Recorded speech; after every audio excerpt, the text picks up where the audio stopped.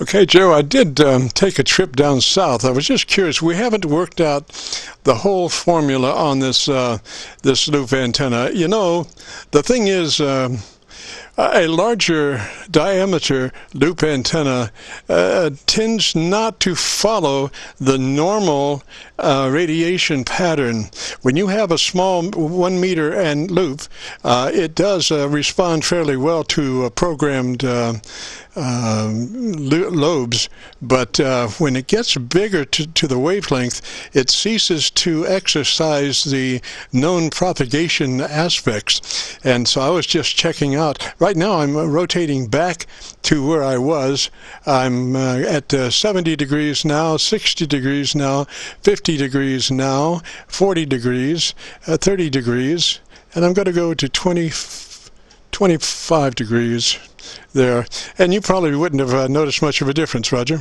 Okay, yeah, Roger, I sure did. Yeah, you're good right now. You peaked out very nicely. So where I shot right now is pretty good. Yeah, it's not bad at all. Very, very good. So then you look for it. Yeah, you came up quite a bit. So you definitely 5x9 copy. Plus, I'd say the plus 10, 15 over. So that's very nice. Yeah, worked out very well. Right. All right, sir. And what radio were you running there? Okay, we're running the DX3000 radio, and I'm running the Rhodes microphone as well. I'm not using the A2 mic, but I have a Rhodes microphone I'm running here with a DBX audio processor. So I hope you can record me, and you got a decent copy of it. So I have it pretty well roughed in. So how's the audio quality sound over there? Well, it's hard to tell. I've got somebody exactly about 10 kc off, or maybe not quite, maybe 6 kc off. So I guess 2 clicks over. And they're doing a tune-up or something, because I'm hearing 6K in my ear. I wish they would move off a little bit to tune up. It would be ever so nice not to be next door to an operating frequency when you tune up, but you know, I guess beggars can't be choosers or whatever. But anyway, Joe, yeah, you're sounding good there, sir. I think you've got it together. What I could hear, because every time they would key, I would hear this clunk, and then this 3 kc tone in my earball. Go ahead. Oh yeah, I know what you mean. Yeah, that's always the case. Yeah, I know. It's gee whiz, if you're going to tune up, yeah, move down a couple clicks and then come on back up. So that's always the way it is. But that's funny. But it does make it up. Yeah, the noise conditions are, I don't know. It seems like it's improving just a little bit. I'm getting a much better signal out of you right now.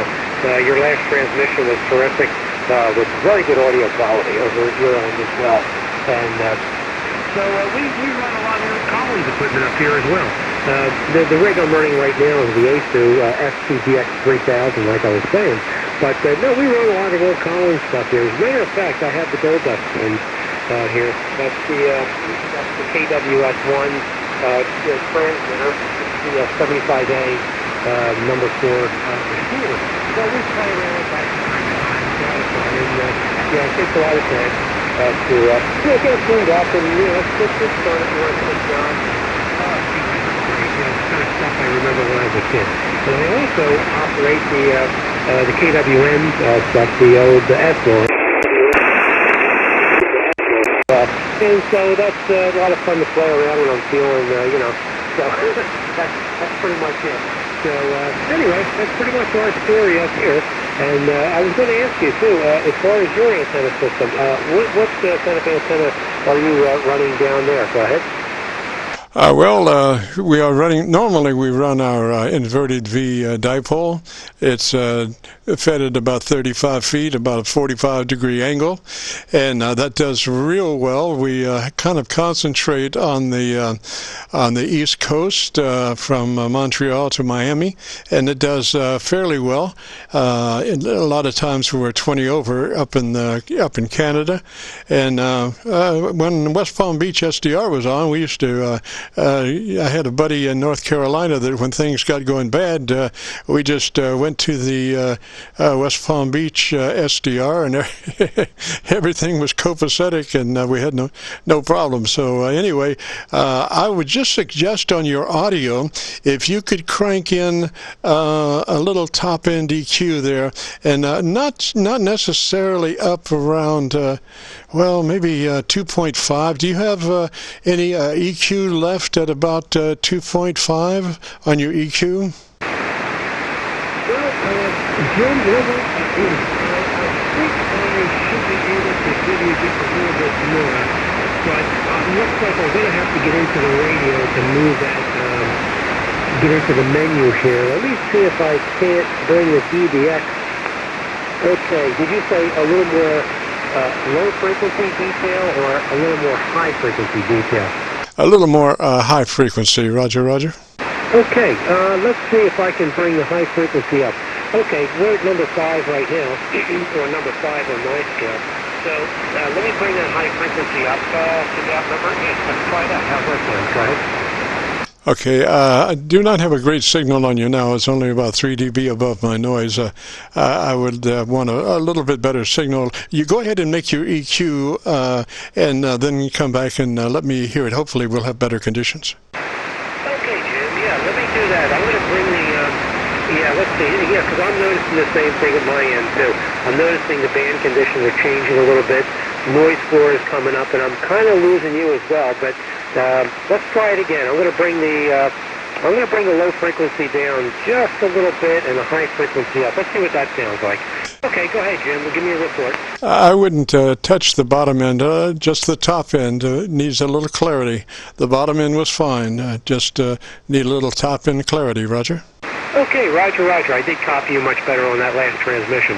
Okay, I made the change. How's that sound, Jim? I think you got it now, sir. Sounds good. It was just average, and now it's got a nice edge on it, Roger. Okay, that's great, Jim. Well, thanks so much for the help. I really appreciate it. And I will tune into the YouTube channel. Now, that was, let me see. Oh, you know what? I wrote it down. I was just in the shop, and my gosh, I write down so many notes and things. Oh, my gosh. And then customers call, and I kind of lose track of what I've been doing. I run a repair shop here, too. So, you know, I just jumped into the shack to, make a Qso with you. Then I got to go back out to the shop. What was the YouTube channel? Go ahead. Go to YouTube and do a call letter search for Kilo Charlie 9 Victor Kilo Victor KC9VKV on a YouTube search, or YouTube search for KC9VKV, and that will bring you up to my Qso-Vlog page.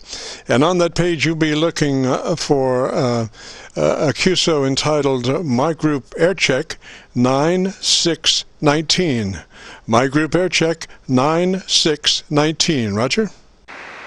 Okay, Jim. Yeah, Roger, Roger. I got that. Okay, super. Yeah, I'll check it out. I'll check it out tonight when I go in to sit down with the missus, and yeah, I'll definitely check that out. Hey, that's great. Well, I appreciate the, sure appreciate it. All your help with that. That's great. So, hey, by the way, I'm running a inverted V as well from time to time. I get great success with it. I've got to tell you, and I got the plans off of YouTube. There was a fella. Oh gosh, he's a really good antenna builder, and I forgot his call sign. He gives some great plans, and I built one of his antennas, and oh boy, I'll tell you what, it worked out really, really well. So I use that from time to time, but I have it oriented to the northeast, so when I have to make contacts there, I do use that from time to time, so it works out good. So anyway, I hope you've had good success with your V, inverted V as well. Anyway, this is Kilowatt Charlie 3, Juliet Delta Lima. Back over to Kilowatt Charlie 9, Victor. Kilowatt Victor. Go ahead, Jim. Roger that. Now, and I have a tuning process for the dipole, and that is, and it holds true for the inverted V's or the normal dipoles. When you're tuning, use your high side of the dipole to bring it on frequency. use the high side to bring it on frequency, and use the low side, the ground side, to adjust SWR. And you always want to tune for minimum SWR on the ground side, and I'll bring it on frequency on the high side. And you go back and forth like that to you'll wind up with a 0.01 SWR. Roger? Hey, that's great advice, Jim. I'll give that a try. I did have a little bit of trouble with it, but yeah, that's a great idea. I'm going to give that a try. Yeah, that's pretty good. But anyway, yeah, I use the dipole here as well. I got a nice roll wire up there, and I use for 80 and 160 with ladder line coming into the shack. So that's been doing pretty good for me. I do have 3 branches going through it, and I did throw my SWR off, of course. And in fact, that's what I was going to do this weekend if it ever stops raining, is get the bucket truck out and get some branches. And you know, the branches, well, they grew really fast this last year, but they did grow into the antenna on the high side, and well, I tell you, that did change things quite a bit for me here. So anyway, that's what my project is this weekend. Go ahead. Roger that. Now, I use RG6 as the element on some of my antennas. And I did notice the last time I was working on one that where it had passed over a limb, it was charcoal on the RG6. It had burnt through the insulation from the RG6 into the branch.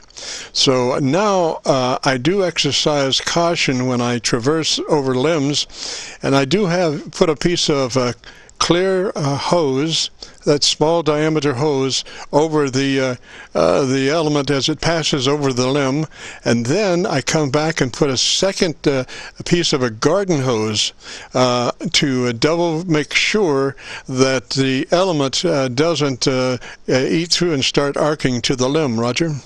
Oh, Roger, Jim, that's a great idea. You know what? That's fantastic advice. I will do the same thing, yeah, because that's my problem. I have a lot of trees, you know, where the dipole, you know, runs past, and the problem is I can't keep up with the growth of the branches and the leaves and the limbs. So, you know what? That's a wonderful idea. I'm going to I'll do that. I will get some garden hose and, you know, slide that right over the thing and wrap it off with it and slide back and forth. But, yeah, great idea. That's wonderful. So, hey, gave me 2 ideas, 2 good ones today. So, that's great. All right, Jim. Hey, listen, I'm going to get back into the shop. I got to get some work finished.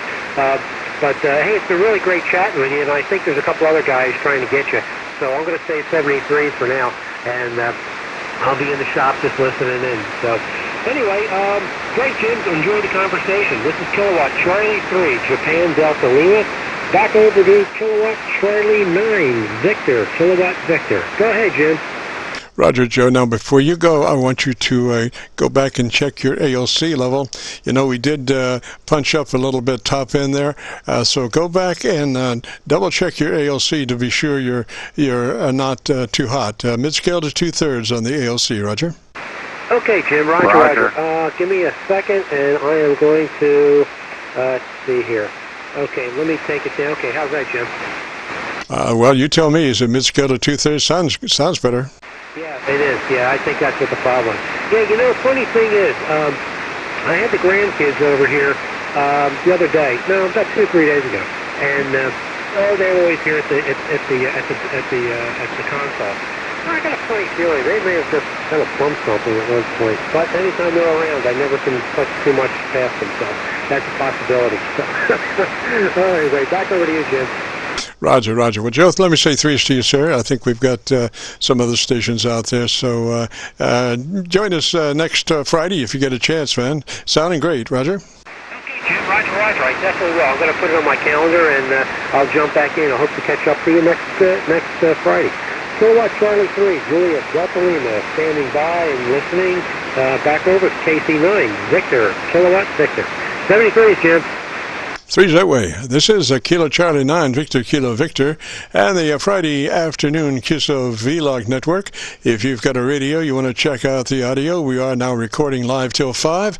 And also, if you need a little assistance in your audio tune-up on transmit, we do that too. This is Kilo Charlie 9, Victor Kilo Victor.